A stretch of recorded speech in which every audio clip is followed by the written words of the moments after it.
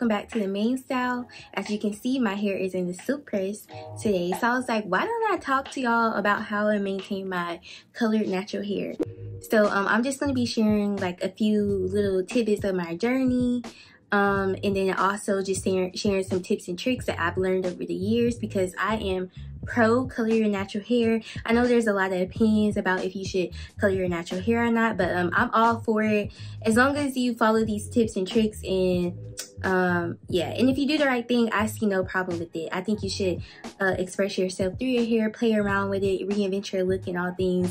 And trust me, y'all, I've colored my hair so much, so I'm all for it. So let's get into the tips. Okay, so I just want to dig into a little background about my hair. So I've been natural since 2015, like fully natural. I started transitioning way before, like I think a year or so before I started college, and then like all throughout college from my freshman and sophomore year, I transitioned. In 2015, I was fully natural. So yeah, and the first time I ever colored my hair was 2016. The first time I ever colored my natural hair was 2016. I had like red. I did red. Like I only did the top part of my hair because I was scared for the first time, but that's the first time I colored my hair, and ever since then it's been up. So and then from there, I wasn't a person that always got my hair silk pressed or straightened, but I would wear my do natural styles with the colored hair. So that was the first color I did, and then I think that grew out over time, and then I don't think I got another color between then. Red was my first color, and then I can't remember what color I did next. I think I let that grow out a little bit, and it kind of went towards my ends. I'll try to like insert pictures of like my hair when it was straight, when it was natural, and then yeah, I let that grow out. I remember, so I let that grow out, and over time, just as me getting trims that went out, and my hair was back dark for a little bit, like my natural color. And then I got an ombre color, which was similar like this. So my roots were dark, and then I basically had this like this light brown and blonde on my tips. That was my favorite color. I just love the way it looked, and I definitely have a picture of that. I will show y'all that. I didn't care for it when it was like when I wear the natural styles, like when it depends on the style I did, but my favorite was when it was straight. It just looked really pretty, especially the first time I got it done. But yeah, that was another color I did, and then I let that grow out, wore that for a little bit, and then I let it grow out over time. The blonde ends started, as I got the trims and stuff, the blonde went away, and it was mostly just like my natural color, and then that brown at my on my ends. And then after that, I went blonde, like all the way blonde. And it was more like a honey blonde kind of color, not something super duper. Like I have a few like really light pieces right here. But yeah, I did blonde, and I've been kind of in my blonde era ever since. I think that was in 2020 I went blonde. So it's kind of like new year, new hair, who this? Literally right at the end of 2019, early 2020, I dyed my hair blonde, and that's just been kind of my color. And I wanted to go blonde because like that was my mom's color. She's still blonde now, but that's just kind of like the color that just looks good on us. So yeah, I went all the way blonde, and I think I might have left my roots dark. I can't remember, but yeah, I was a blonde girl. And then since then I got like dimension added to my color. I'll insert a picture of what that looked like. And then yeah, I just either got touch-ups between then, or like I said, added dimensions just to make the color pop a little bit more. I got my roots redone. And then last year, I would say August 2022 is when I kind of did my color, kind of refresh like my look a little bit. So what we did, we kept some of the blonde in, and then I got my roots. Well, my roots are growing out, but then we did like that honey brown, I think that's what's called. My hairstylist does all of my color. Like I don't do my color at all, so I just kind of tell her to look at one, and she does all the stuff. I just sit back and let her do her thing. But anyway, we did like light brown, and I'll insert a picture like right here, and then we did blonde, and then like the dimensions. I can't really describe it, but just so it wasn't like just super like blonde, we kind of had like a dark look, and then like the blonde and stuff. And then after that, I just got, after that, that was like last August. And then the next time I got my hair done, well, as far as color treatments, was in January this year, and I just got my roots touched up and got like that brown that y'all see here, and I haven't colored my hair since. So that's been kind of me and my color journey. I love how my hair looks. when I don't know, I like the colored hair on me. It makes me pop out, but also I do like myself with dark hair too.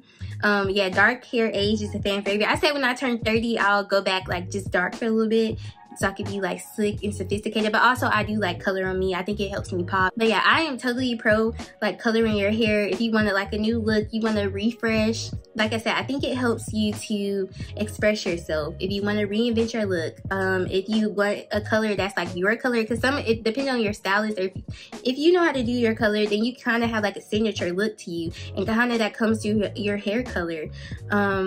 But yeah, I'm like I said, I'm all pro for coloring your hair, as long as you do it right. So let's get into the tips. First tip I want to get into are basically kind of surrounded around the products that we're using. And it's kind of like A and B to this. So first, let's talk about shampoos.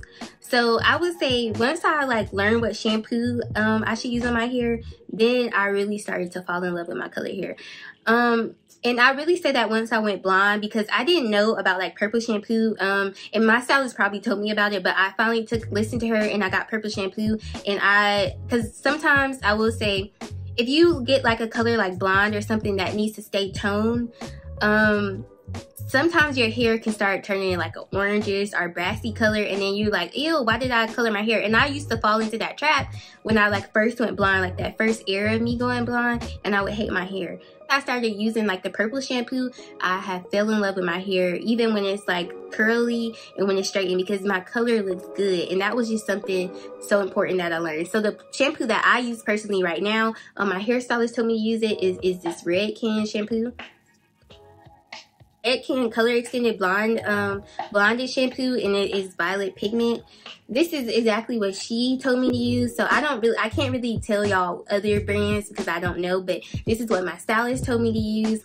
But this was a game changer for me, and really just helping me to maintain the color and just the safeness and just keeping my hair balanced. So yeah, this Red Can, and I'm sure there are like a million other brands that have purple shampoo, but I really highly suggest, if you have like any color in like that blonde, really light brown era, maybe not light brown, but in that blonde kind of tone, then you need a purple shampoo to keep your hair toned down so it doesn't get brassy or orange looking, because you probably will not like it. You probably will start to fall out of love with your hair color, and also that kind of can give off that when people try to say your hair is unhealthy or doesn't look good, like, you know, this changed the game for me. Also, like when I had the red color or like that brown color, I was using this shampoo from Alba Botanica. It's just a color, it says Plumeria, and I got this because it kind of helped with the red in my hair. But you just want to use like a color safe shampoo. My sister has one. Her hair is kind of an orangish color. I think hers it's by a brand that starts with the A, but like Amika is a good brand that has color safe shampoos. Who else? Red Can has different ones for different colors, I believe, but I definitely know Amika. So yeah, you want to make sure that you're using a color safe shampoo, because like I said, sometimes we have to use sulfates to clarify our hair, because it's good to clarify your hair. I want to get into the details of all of that because that's not what this video is about. But yeah, I always make sure I use a color safe shampoo along with like whatever shampoo I use. Currently right now, I've been using the Bread Beauty. My curls love this. I use this whenever I wear my hair curly, but I use it in like combination with this. I see some girls like mix theirs together, but mostly I just do mine separate. I'll use this, and I mostly use it where my color is, so towards the front of my hair, because the back of my hair is black, as y'all can see, or my natural color is not black, but y'all get what I'm saying. But I mostly use this towards the front and the midsection of my hair, just to keep that blonde in control. I want to talk about when it comes to products, Olaplex has changed the game for me, y'all. I don't know I don't really understand the whole bond thing with the Olaplex, but I heard the girls who have colored hair, especially blonde hair, use Olaplex. I started using it. I think it has definitely changed the game for me. I use it every single wash day, literally every single wash day. So I use this Olaplex number 3 hair perfector, and this is really I have like the shampoo and the conditioner, but this is really the only one I really use. And I like to use this as kind of like a pre-poo before I shampoo my hair. So let's I'll kind of read what it says. It says repairs and strengthens all hair types. So yeah, I use this. It says to use one time a week. For damaged hair, 2 to 3 times a week. All you have to do is put on towel dry hair, on damp towel dry hair. and then leave it on for 10 minutes. And it says to use before you shampoo because it's a bond builder. Like I said, I don't really understand what that means, but I know it helps to keep your hair strong. And that's something that's important with me having colored hair that has been chemically processed. So yeah, I love using this. Like I said, I use it every wash day. Before I wash my hair, I am using this thing. And I think it really helps because before I had colored hair, I would do like a pre-poo treatment. So this is just like my pre-poo treatment, just to kind of keep my hair strong before I put shampoo on it, before shampoo strips my hair. And then I also use this Olaplex number 7 bonnet oil, and we will get into that later. But yeah, these products are like what has changed the game for me as far as my shampoo process. One of the biggest things I think when it comes to maintaining colored natural hair or just retaining your length during that period is to follow a regimen. Number one tip when it comes to maintaining your colored natural hair and retaining length and all those things is moisture. Moisture. So your hair has been chemically altered. I mean, you have color in your hair. Like, let's be for real. I'm just kidding. But yeah, your hair needs moisture. I don't understand all the technical things and the science behind it, but the key to maintaining your colored natural hair is moisture. And that's just the best way I can put it. Like I said, I don't understand the technical side behind it, the scientific side behind it, but the one thing I made sure I did and learned from my stylist and just from other naturals are just people who have colored their hair, period. Your hair needs moisture. So one of the ways I try to incorporate that is through my regimen, which will lead us into kind of our next kind of tip. But a regimen is important in making sure you're doing things to keep your hair moisturized and maintained. So one of the things in my regimen that I like to do is the LCO or lock method. So I just take kind of like a leave-in or either water. L stands for leave-in, which are liquid. Yeah, leave-in are liquid, and liquid can be water sometimes, or sometimes I'll use like a leave-in. And then I'll do an oil. My favorite oils right now is the Olaplex number 7 bonnet oil, and I just love it because, I don't know, Olaplex has kind of changed the game when it comes to me having colored hair. And then also I love this spread hair oil. It's like their everyday gloss. These two are just my favorite. They're both super light and it really locks that moisture in. And then depending on how I'm wearing my hair, if it's in a natural style, I will follow up with a cream, or if I'm doing like a style, I'll do the LOC method, which is liquid oil cream. Just basically using those same products but in a different way. But that is how I make sure I am putting moisture in my hair. And then depending on your hair, that's something you could do every night or every other night. Or some people, their hair retains moisture where they could do one night and then skip 2 nights and then they're doing it again. But that is the key to just maintaining your hair and making it in a healthy state. Well, keeping it in a healthy state. And another way to retain moisture is sleeping with a bonnet on or a silk scarf, because those harsh pillows are taking away and stripping your hair of that moisture, y'all. So I know sometimes it's hard, but sleep with a bonnet on, y'all. I have to tell myself this too. I have a silk pillowcase, but I sleep kind of wild sometimes, so I just always make sure I just have extra protection. You gotta sleep with a bonnet on. I know, like, at night you want to be lazy and just go to bed, but bonnets help you, or silk scarves, whatever your pleasure is, whatever you prefer, but you have to sleep in them because it's going to protect your hair at night. And that is a part of your regimen. So every night, you know, you need to sleep with a bonnet on. Also, a part of your regimen may be going to the stylist. So for me personally, I get my hair colored by my stylist. I do not know how to even braid my hair or do my edges sometimes, so I would not do my color myself, but I make sure I go to my stylist. She's the one who helps me maintain my color. I might not always go there to get a silk press every time. Like, I'm not a person that gets a silk press every 2 weeks.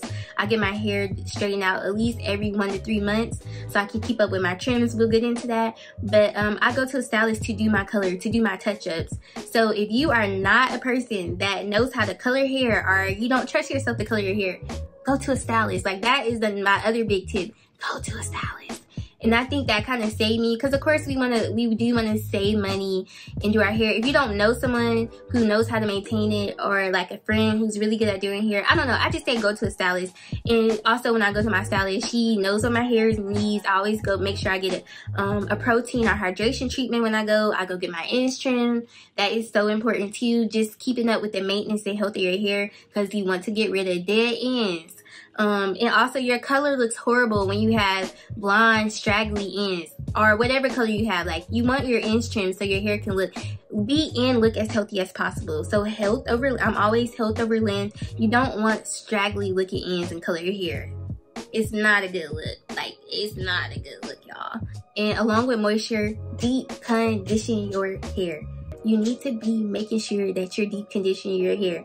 Me personally, since I do wash my hair myself, I wash my hair once a week, just about. I deep condition every week. Some people may do it bi-weekly. Some people even do it a month. I can't do that. But you need to make sure you're deep conditioning your hair. Like, if you don't want to do it, go to a stylist and get it done. Tell your mama to come do it. I'm just kidding, but you have to deep condition your hair again, because your hair needs moisture. Like, you have to deep condition your hair, because you got to put that moisture back in your hair. And it's also not just about moisture. Another thing for me, especially having natural hair, protein moisture balance has been important for me to maintain my color hair, and just also my natural hair overall, just to keeping that balance between keeping my hair strong and keeping my hair moisturized. So my favorite products for that protein moisture balance, I love the Mielle Babasu deep conditioner. I never know if I'm saying that right, but the Babasu Mint deep conditioner, I probably use this every other week, and then I rotate. Also, I'll use this protein pack from Palmer's if like I go get the silk press, or if after I'm doing like some type of heat styling, to make my hair strong and restore the damage that might have happened from using heat, or even after getting like a color treatment, just to restore my hair. So it's important to balance your hair out with protein and moisture. And this honestly is a protein moisture balance deep conditioner. So sometimes between this, I'll use just like a deep conditioner that's focused on moisture. I don't have a favorite one currently, but yeah, like I'll just try to make sure I'm keeping up with a regimen that's balancing out the products that I'm using, or the steps that I'm doing. So like I make sure I'm getting that like a specific protein deep condition at least once a month. And sometimes it'll be this, or I'll use like a hair mayonnaise from Africa's Best, which is kind of more of a harder protein. And then I'll make sure that I'm balancing it out with this. And like I said, this is mostly my go-to, like in between when I need to focus on moisture or protein. And then I'll just use like whatever my favorite like moisture focused deep conditioner is between the time. But yeah, you want to make sure that you're deep conditioning your hair, and that regimen is just so important. So you know, weekly you need to do this for your hair, daily you need to do this for your hair, bi-weekly you need to do this for your hair, nightly, every morning, whatever it is. Figure out something that you can keep up with, because honestly, even if you don't have colored hair, retention is in your routine and in your regimen. So making sure I'm going to sleep with a bonnet on that night, making sure I'm doing those bi-weekly or weekly deep conditions, making sure I'm using the right kind of shampoo to keep my color looking good, making sure I'm sealing my hair every night or every other night with oil. And then just depending on the hairstyle you're rocking, you might have to switch things up. Like if I have braids, I might have to do things a little differently, get like a spray leave-in or a different type of oil or a different type of shampoo.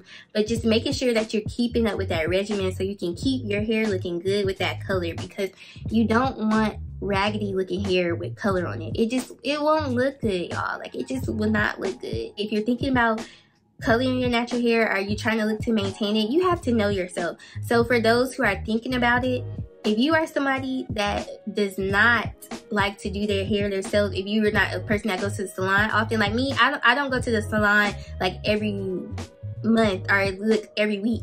I'm like a bi-monthly kind of girl when it comes to getting my hair done, and I just do things myself. So if I was a person that didn't touch their hair until they got to the hair salon, I would not get color, because that means I'm not going to take care of it when I'm not at the hair salon, and then my hair's gonna fall out. You know what I'm saying? So you have to know yourself and know how much you can maintain, how much you can put up with it.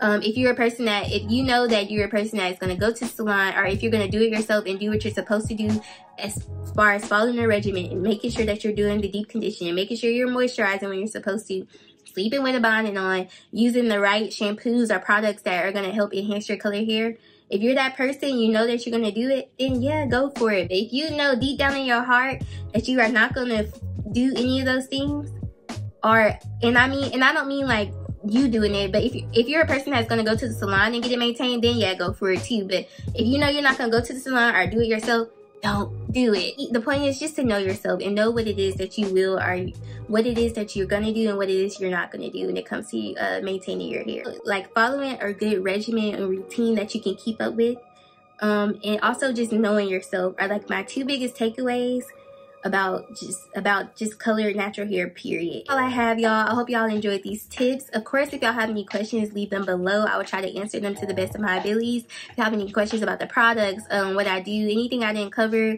or talk about in the video, y'all just let me know. But I hope y'all enjoyed it. I shall see y'all in the next video. If y'all like videos like this, let me know, because I'm trying to get back into hair videos. I just don't know what I want to do. I haven't been really inspired, but yeah, y'all just let me know what y'all want to see from me. As always, thank y'all so much for watching. It is Asia, and I hope to see y'all back here at the main style. Like this kind of video, like I said, and I shall see y'all next time. I love you guys so much. Bye.